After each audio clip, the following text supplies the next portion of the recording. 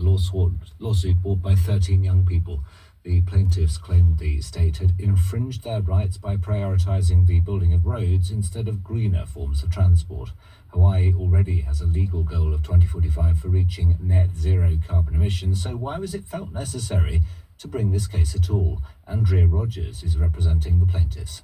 Transportation was really the flat tire, and emissions in transportation were continuing to rise and were expected to make up most of the state's emissions in the coming years. So our Children's Trust brought this lawsuit to ensure that the Department of Transportation fixed their transportation system and aligned it with what's necessary, not only to reduce emissions, but to also protect the fundamental rights of young people to a livable climate. In a first of its kind settlement agreement, the states have agreed to take all actions necessary to achieve zero emissions in ground, sea, and inter-island aviation emissions, which is really exciting because it's never before been achieved. And transportation is the largest source of emissions in the United States.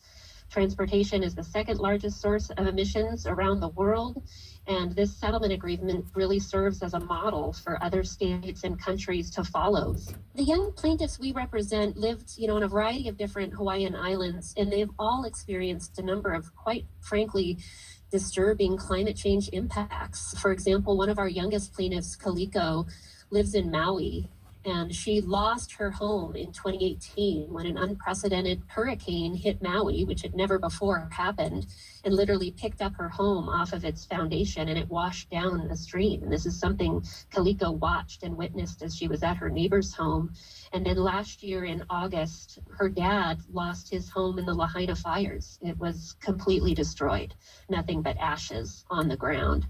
We also represent a number of Native Hawaiian youth, many of whom have farmed and lived on their kuleana lands for generations, 10, 15 generations, and they're starting to see those lands inundated with sea level rise. Drought is causing traditional crops to be unable to be grown in this community, which is one of the most isolated island chains in the Pacific. Lawyer Andrea